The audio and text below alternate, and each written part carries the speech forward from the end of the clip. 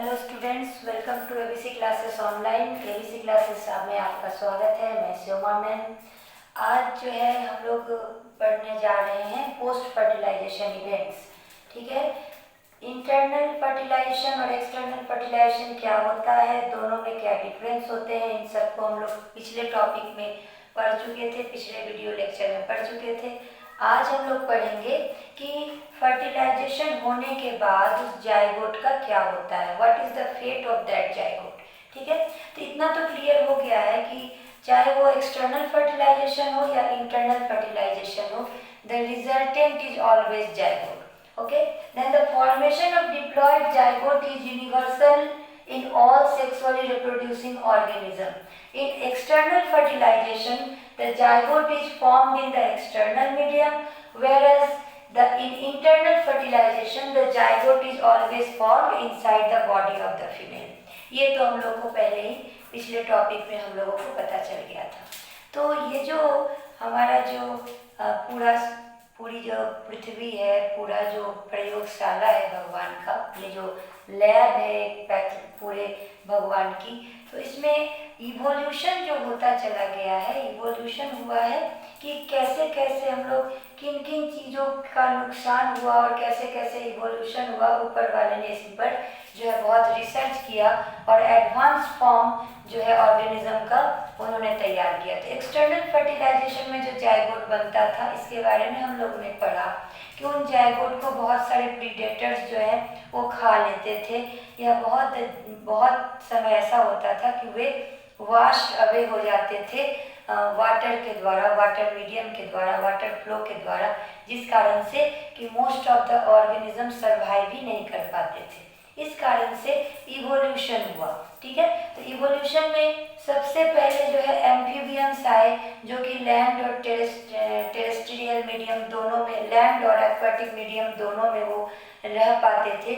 लेकिन उसके बावजूद भी एम्फीबिया को रिप्रोडक्शन करने के लिए हमेशा वाटर की ज़रूरत पड़ती थी। ठीक उसी तरीके से ब्रायोफाइट्स, प्लांट के केस में bryophytes are known as the amphibians of the plant kingdom, but bryophytes always need water for their reproduction.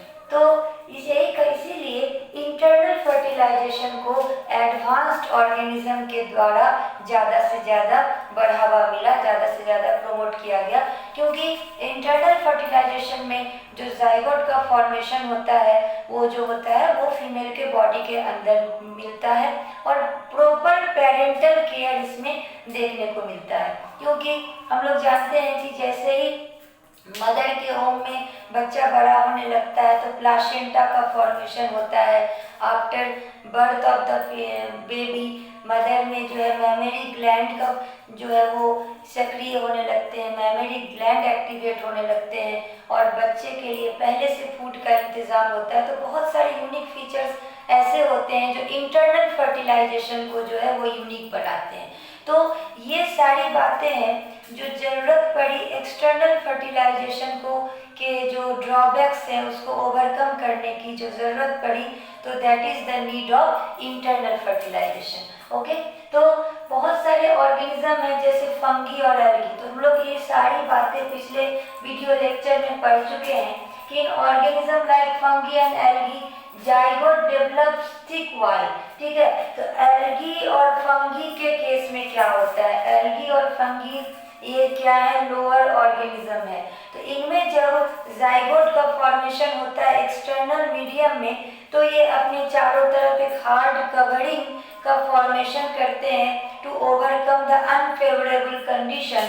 ठीक है, and after that the zygote undergo the resting period. ठीक है, क्यों इस रेस्टिंग पीरियड में जाने की जरूरत पड़ती है, वो इसलिए कि ये जो लोअर ऑर्गेनिज्म है इनमें जो है खाने का फूड, प्लेंटी ऑफ फूड नहीं होता। तो जब तक इनके पास प्लेंटी ऑफ फूड नहीं होगा तब तक फर्दर जो है क्या होता है, इसका डेवलपमेंट नहीं हो पाता, जिस कारण से सेल डिवीजन ज़्यादा से ज़्यादा हो, प्लेंटी ऑफ फूड इसको अवेलेबल हो।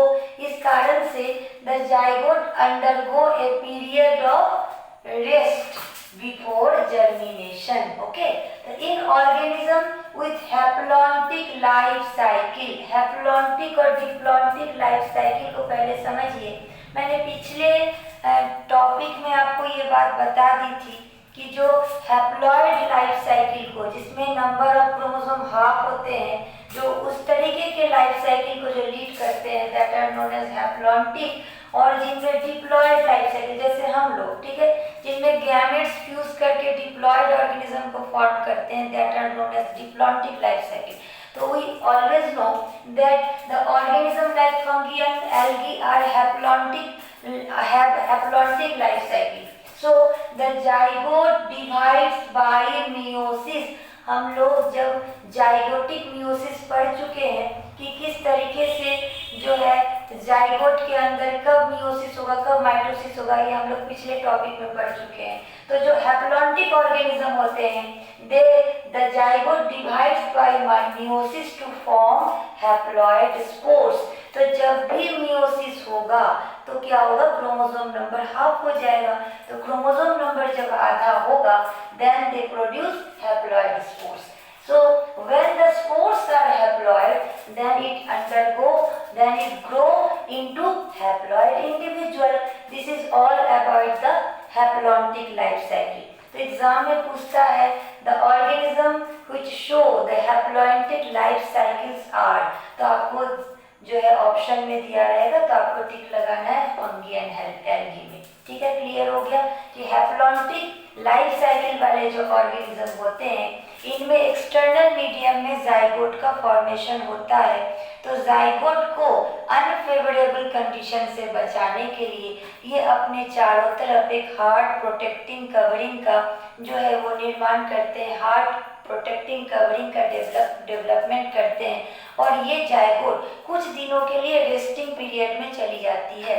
रेस्टिंग पीरियड में जाने का मतलब है कि अब उसमें रिपीटेड जो है सेल डिवीजन होता है। कैसा सेल डिवीजन होता है, तो मियोसिस होता है। क्यों मियोसिस होता है, क्योंकि इसको हैप्लॉन्टिक लाइफ साइकिल को फॉलो करना है।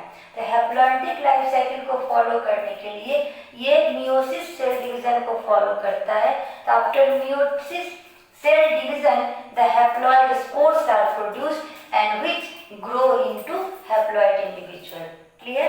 ठीक है, अब ये तो हम लोग को पता है कि जाइगोट होता है। ये बिल्कुल डायरेक्ट क्वेश्चन पूछा गया आपका, ये एनसीईआरटी का लाइन है कि zygote is crucial link that ensures continuity of species between the organism of one generation and the next. और ये बिल्कुल डायरेक्ट क्वेश्चन पूछा गया है एम्स में, ठीक है, कि ये जाइगोट है क्या। तो जाइगोट जो है ये लिंक है किसमें, पेरेंट और इंडिविजुअल के बीच का ये लिंक है।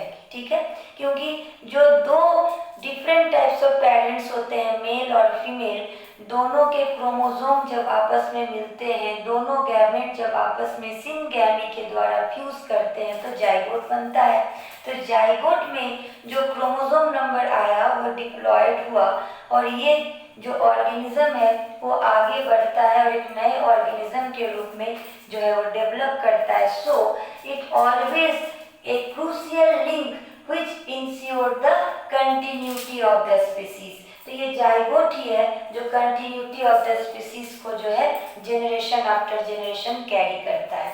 तो ये बहुत इंपॉर्टेंट पॉइंट है, इसको आपको स्टार बनाकर लिखना है कि zygote is the crucial link that ensures continuity of the species between organism of the one generation and the next. Okay, तो अब जाइगोट का फॉर्मेशन हो गया।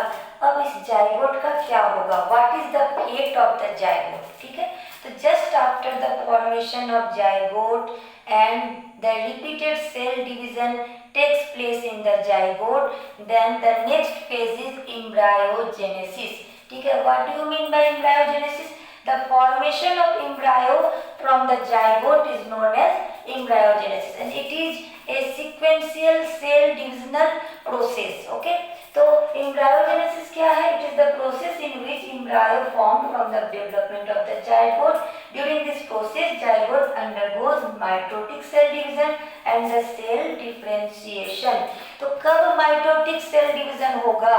हम लोगों के केस में डिप्लॉन्टिक लाइफ साइकिल में डिप्लॉयड जब करना होगा तब माइटोटिक होगा। तो इस बात को हमको हमेशा ख्याल रखना है कि जब हमको सेल के को इंक्रीज करवाना हो, जब सेल को बढ़ाना हो, then always mitotic cell division takes place. ठीक है, तो अब हमको उस जाइगोट से एम्ब्रायो बनाना है, यानी क्या, सेल में इंक्रीजमेंट करवाना है, then always mitotic cell division takes place. Okay, तो जाइगोट में रिपीटेड माइटोटिक सेल डिवीजन होता है। ठीक है, तो उसके बाद होगा क्या कि सेल डिफरेंशिएशन होते हैं। तो what do you mean by cell differentiation? Cell differentiation का मतलब होता है कि अब जो है एम्ब्रायो में 3 जर्म लेयर्स बनते हैं, एक्टोडर्म बनते हैं, मेसोडर्म बनते हैं, एंडोडर्म बनते हैं, और तीनों जर्म लेयर से ऑर्गेनोजेनेसिस होता है, that means the formation of organ होता है। ओके, तो जब फॉर्मेशन ऑफ ऑर्गेन होगा, यानी कि हाथ बनेंगे, पैर बनेंगे, लीवर बनेगा, लंग्स बनेगा, ब्रेन बनेगा, तो होता है कि डिफरेंट टाइप के जो ऑर्गेन होते हैं उनके सेल आपस में क्या होते हैं, डिफरेंशिएट हो जाते हैं। ठीक है, और जीन रेगुलेशन होता है। तो जब आप लोग आगे पढ़ोगे जीन रेगुलेशन, तो उसमें आप लोग पढ़ोगे कि हमारे बॉडी में जीन रेगुलेशन जो होता है वो बहुत ही यूनिक प्रोसेस होता है, जिसमें जिस ऑर्गेन के लिए सेल को डिफरेंशिएशन करना होता है उस जगह पर जीन रेगुलेशन ऑन हो जाता है और बाकी के लिए वो रेगुलेशन ऑफ हो जाता है। दैट मीन्स कि अगर लीवर के सेल को बनाना है तो लीवर के सेल आपस में डिफरेंशिएट कर जाते हैं और बाकी के सेल उस वक्त स्विच ऑन मोड में रहते हैं। ठीक है, जैसे अगर आपको घर में अगर डाइनिंग रूम में बैठना है, सभी को बैठकर खाना है, तो आप लोग डाइनिंग रूम के फैन को ऑन करते हो और बाकी जहाँ भी रूम में है जितने भी पंखे हैं, जितने भी फैन हैं, सबको ऑफ कर देते हो। ठीक है, ठीक इसी तरीके का रेगुलेशन हमारे बॉडी में होता है, जिसको जीन रेगुलेशन कहा जाता है, और ये जीन रेगुलेशन फॉलो करता है सेल डिफरेंशिएशन में। ठीक है, तो जैसे ही एम्ब्रायो बनेगा, एम्ब्रायो आगे बढ़ेगा, तो हमारे एम्ब्रायो के अंदर सेल डिफरेंशिएशन और जीन रेगुलेशन स्टार्ट हो जाता है और स्पेसिफिक टाइप ऑफ ऑर्गेन का फॉर्मेशन होता है। ठीक है, तो 2 तरीके का, तो एम्ब्रायोजेनेसिस आप लोग समझ गए कि embryogenesis is the process by which the embryo is formed by the development of zygote, and during this process the zygote undergoes repeated mitotic cell division and cell differentiation। तो सेल डिवीजन भी समझ में आ गया और cell differentiation क्या होता है ये भी आपको क्लियर हो गया। अब 2 तरीके के एनिमल होते हैं। Animals can be classified into 2 types. कौन कौन से होते हैं? एक ओविपेरस और एक विविपेरस। ओविपेरस का मतलब जो एग लेइंग होंगे, विविपेरस का मतलब जो यंग वंस को जन्म देंगे। तो 2 तरीके के मैमल्स होते हैं, 2 तरीके के एनिमल्स होते हैं, सॉरी। ठीक है, तो इन दोनों के बारे में हमको जानना है कि इन दोनों में जाइगोट का फेट क्या होता है। तो सबसे पहले हम लोग बात करेंगे इन ओविपेरस एनिमल। तो oviparous animal just after the evolution of amphibia. अभी मैंने आपसे बात किया कि ऊपर वाले के लैब में जब देखा गया कि एक्सटर्नल फर्टिलाइजेशन के बहुत सारे ड्रॉबैक्स हैं, तो ऊपर वाले के लैब में मैन्युफैक्चरिंग होने लगा इंटरनल फर्टिलाइज करने वाले एनिमल्स का। तो सबसे पहला एनिमल जो दोनों तरफ लैंड और वाटर दोनों में रह सकता हो, दैट इज था एम्फीबियंस।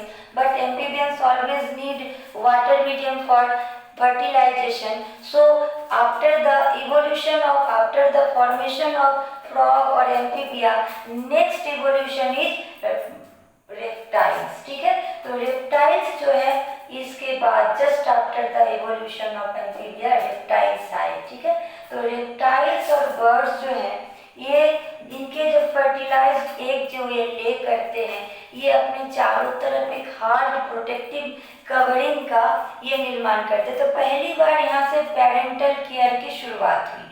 इससे पहले जितना भी हम लोगों ने पढ़ा, कहीं भी पेरेंटल केयर का ना कोई जिक्र था और ना कहीं हमें पेरेंटल केयर देखने को मिला। तो पहली बार रेप्टाइल्स और बर्ड्स के केस में क्या हुआ कि फर्टिलाइज्ड एग्स जो है वो जब वो ले करने लगे तो वो अपने चारों तरफ एक प्रोटेक्टिव कवरिंग का इस्तेमाल करने लगे, ताकि कोई भी तरीके का हार्श कंडीशन, अनफेवरेबल कंडीशन से वो उस एग को बचा सके। ठीक है, तो कैसा कवरिंग होता था? तो that covering is calcareous shell. Calcareous shell का मतलब कैल्शियम कार्बोनेट का बना हुआ वो शेल होता था। तो that type of eggs is always known as cleidoic eggs. बहुत सारे एग्जाम में पूछा गया है कि what do you mean by cleidoic egg. तो cleidoic eggs are the eggs which are covered by the calcareous shell and this type of eggs are always found in case of reptiles and birds। ठीक है, तो reptiles जो होते हैं वो egg को ले करने के बाद ढक देते हैं, रेत से मिट्टी से उसको ढक देते हैं और उसको सेवते हैं। बर्ड्स के केस में भी क्या होता है, आप लोगों ने देखा होगा कि चिड़िया जो होती है, बर्ड्स जो होती है, वो अंडा को देने के बाद उसको सेवती है, उसके ऊपर बैठती है। तो ये सेवना क्या होता है, what is the purpose of this technique. तो ये सेवने का मतलब हुआ कि she provide protection to her egg और she provide heat to the egg. Okay, तो ये क्या करती है, सेवती है और अपने चारों तरफ एक कैल्केरियस कवरिंग का फॉर्मेशन करती है and that type of egg is known as cleidoic egg. ठीक है, अब विविपेरस एनिमल की बात जब आएगी तो विविपेरस एनिमल जो है वो यंग वन को जन्म देते हैं।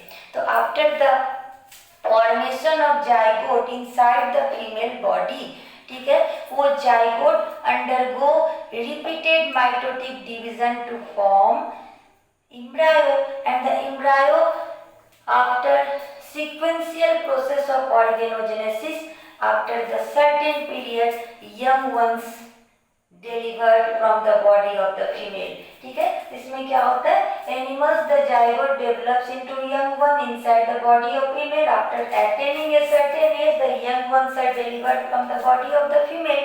ये क्या होती है, जितने भी मैमल्स होते हैं सबका एक जो है सर्टेन पीरियड होता है, जो उस पीरियड के बाद जो है वो फीमेल यंग वंस को जन्म देती है। ठीक है, this is all about the oviparous animals and viviparous animals. ठीक है, तो ये हुआ जाइगोट का फेज।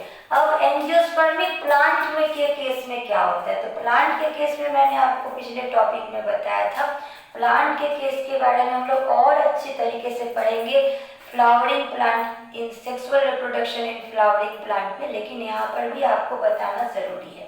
तो होता क्या है, जब पॉलन ग्रेन्स, ठीक है, तो पॉलन ग्रेन्स जब स्टिग्मा पर गिरते हैं तो पॉलन ट्यूब का फॉर्मेशन होता है। पॉलन ट्यूब के फॉर्मेशन के बाद पॉलन ट्यूब में जो पॉलन का न्यूक्लियस होता है, जो मेल न्यूक्लियस होता है, वो स्टाइल को फॉलो करता हुआ ओवरी के अंदर आता है। ओवरी के अंदर जो ओव्यूल होता है उसमें फीमेल न्यूक्लियस होता है, वहाँ आकर मेल एंड फीमेल न्यूक्लियस का जो है वो फ्यूजन होता है, सिनगैमी होता है, that is known as fertilization in angiospermic plant, जिसको हम लोग डबल फर्टिलाइजेशन या ट्रिपल फ्यूजन भी करते हैं। क्यों डबल फर्टिलाइजेशन करते हैं, क्यों ट्रिपल फ्यूजन करते हैं, इसके बारे में हम लोग आगे चर्चा करेंगे। ठीक है, तो जैसे ही फ्यूजन हो गया, जैसे ही फर्टिलाइजेशन हो गया, तो होता क्या है, एग्जाम में आपको पूछा जाता है what are the post fertilization events takes place in the plant. तो आपको लिखना क्या है, आफ्टर फर्टिलाइजेशन क्या क्या होते हैं, तो sepals, petals and stamens of the flower shed off, सब झड़ जाते हैं। ठीक है, सेपल भी झड़ गया, पेटल भी झड़ गया। सेपल मतलब वो जो आउटर कवरिंग होता है ग्रीनिश कलर का, पेटल मतलब आप लोग जान रहे हैं फूल की पंखुड़ियाँ। ठीक है, और स्टामेन, स्टामेन भी जो है वो भी क्या होता है, वो भी शेड ऑफ हो जाता है। तो बचता क्या है, पिस्टिल परसिस्ट, जो फीमेल पार्ट होता है। क्योंकि फीमेल पार्ट ओवरी के अंदर जो है वो कैरी किए हुए उस जाइगोट को, तो उसको परसिस्ट करना जरूरी है। तो the pistil persist and the zygote develop into embryo. ठीक है, और वो जाइगोट जो है वो एम्ब्रायो में डेवलप करता है। एंड ओव्यूल, ओव्यूल क्या हुआ, ओवरी के अंदर ओव्यूल है, तो ओव्यूल का क्या फेट होगा, ओव्यूल डेवलप्स इनटू सीड। तो this is all about the post fertilization events in the flowering plant, that is in angiosperm. ठीक है, तो ये आपका हो गया आज का पूरा टॉपिक पोस्ट फर्टिलाइजेशन इवेंट पर, कि पोस्ट फर्टिलाइजेशन के बाद क्या क्या होते हैं। ओके, तो अब जब ये ओवरी राइप करती है, पकती है, तो ये ओवरी किस में कन्वर्ट करेगी, तो ovary converted into fruit and its wall develop into hard covering which is known as pericarp. और ओवरी के जो वाल को है उसको हम लोग क्या कहते हैं, पेरिकार्ड। ठीक है, तो it is all about your post fertilization event. तो हम लोगों ने सीक्वेंशियल सब कुछ जान लिया, क्या होता है प्री फर्टिलाइजेशन इवेंट, क्या होता है फर्टिलाइजेशन इवेंट, क्या होता है पोस्ट फर्टिलाइजेशन इवेंट, सब हम लोगों ने जान लिया। अब हम लोग आगे बढ़ेंगे कि कैसे कैसे और मोड ऑफ रिप्रोडक्शन है स्पेशल टाइप के, उनके बारे में हम लोग नेक्स्ट टॉपिक में चर्चा करेंगे। और क्वेश्चन देने का कोई फ़ायदा नहीं है क्योंकि क्वेश्चन का आंसर बहुत कम मुझे मिल रहा है। तो अब आप लोगों पर डिपेंड करता है कि आप लोग लेक्चर सुनने के बाद खुद से कितना क्वेश्चन बना सकते हो। ठीक है, तो तब तक के लिए thank you and good bye.